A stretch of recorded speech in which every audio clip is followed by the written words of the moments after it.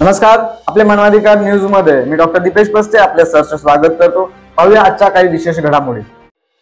मुख्यमंत्री युवा प्रशिक्षणार्थींच्या समन्वयार्थ आदर्श मल्हार बहुजन सेनेने महामोर्चाचे आयोजन केले होते।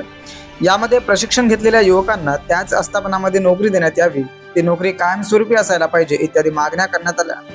येणाऱ्या काळात या मागण्या पूर्ण न केल्यास युवा प्रशिक्षणार्थींना घेऊन मोठ्या संख्येने रास्ता रोको केले जाईल, असे आवाहन आदर्श मल्हार बहुसेनेचे अध्यक्ष अभिलाल देवरे यांनी केले आहे।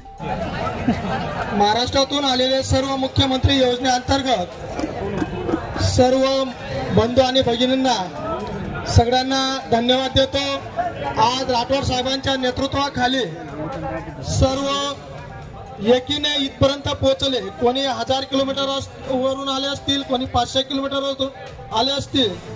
आणि खरं विशेष म्हणजे इथे जमलेले भगिनींचा विशेष आभार मानतो, कारण आपल्या चिमुकल्या बाळांना सुद्धा घेऊन थंडी वाऱ्याचा कधी तुम्ही विचार केला नाही।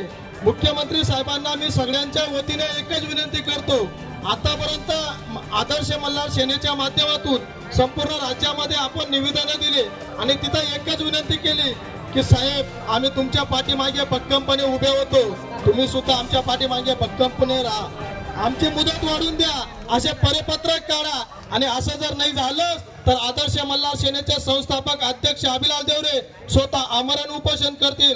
आणि एवढंच बोलून इथे जाहीर करतो आणि पुढचं बोलणं राठोड साहेब आपल्याला मार्गदर्शन करतील। सर्वांना जय हिंद, जय महाराष्ट्र। आपले मानवाधिकार प्रतिनिधी अंबादास पवार।